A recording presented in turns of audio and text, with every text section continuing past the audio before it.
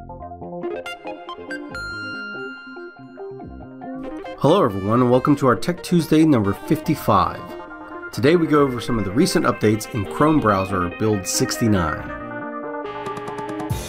Now the latest version of Chrome offers the first major user interface changes in 2 years. The changes are subtle but significant and they create a more minimalistic, rounded look. However, there are more changes in small areas and under the hood, so let's take a tour of it together.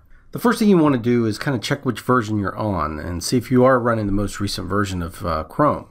The easiest way to do that is to look at the top right corner of your browser and see if you've got 3 dots there. If you do, then you're generally running the most recent version. If that icon instead is green, it means that there's been an update available for about 2 days. If it's orange, the update's been available for 4 days. And if it's red, it means that your Chrome browser's been ready for an update for about 7 days and you haven't acted on it. In any case, you can pull this down by clicking this little icon here. And if you go to Help, you can go to About Chrome and it'll tell you the actual build number that you're running on. The current one right now is 69, 70 is coming in October. So one of the biggest changes you're going to notice concerns the top of the window elements. That's all the stuff that appears above the window of your current website. Tabs are the most notable change here, and you'll notice that they get this kind of rounded look and they're a lot more full. They don't have that trapezoid look like they used to. Tabs that are currently in the background or that are not the site that you're on kind of fade away and they disappear into the background until you hover over them, and then you can see a tab kind of appear. This makes it very easy to see what tab you're currently on.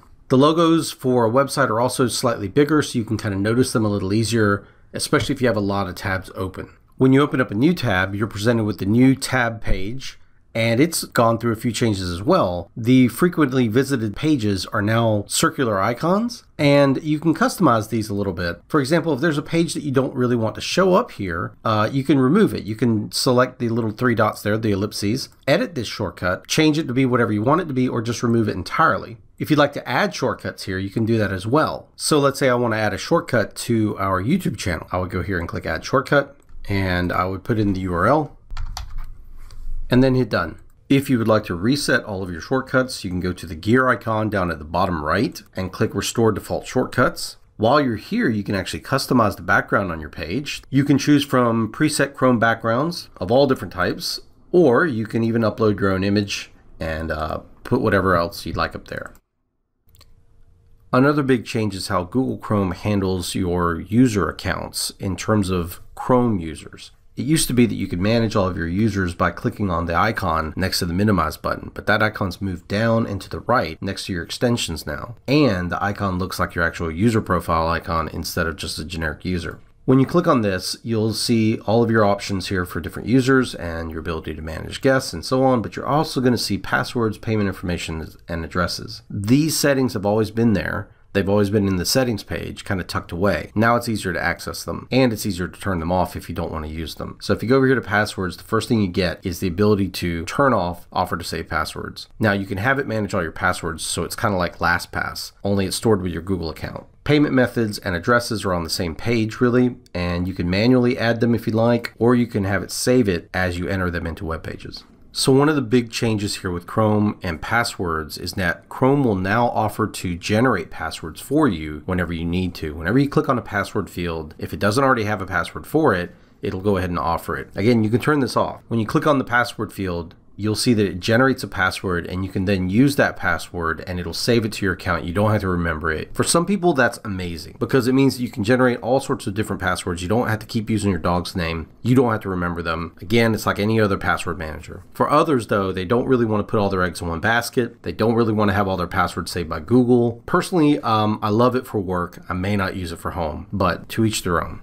An important update in Google Chrome is how they handle the Omnibox. Now, for those who don't know, the Omnibox is what you are used to seeing as the address bar, but it also does searches right from the address bar. So you can put in a URL, but you can also just do a Google search. So if you just come up here and you say, I want pictures of quokkas, then it gives you that. It doesn't have to go to a web page. It just gives you the results, right? So either or you can do. But another big change that they did with the Omnibox now is that it will automatically do a search for whatever you're putting up there and can give you an answer before you even hit enter. So if you say something like weather, then weather is displayed for your location. You can ask general definition questions such as definition of Tyrannosaurus.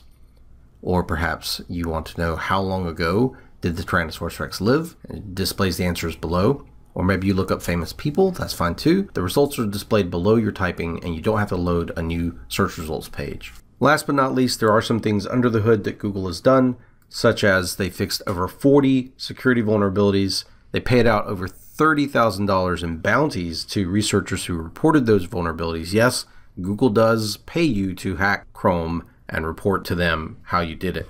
They are also going to be removing the security label from sites using HTTPS, that's the secure connections, because it's becoming the standard and it's pretty much assumed that if you're entering your data into a site, it should be HTTPS. Sites that are not following that standard will then be called out. It'll actually show before the URL of the site, it'll say not secure. Look for that to actually happen in release 70 sometime in October. So I hope you all enjoyed this video and I hope you found it useful, and if you did, go ahead and hit that like button. If you're not subscribed to us already, go ahead and hit that subscribe button. Leave a comment or an idea for Tech Tuesday in the video box below. Share this video with your friends and we'll see you guys next week. Bye bye.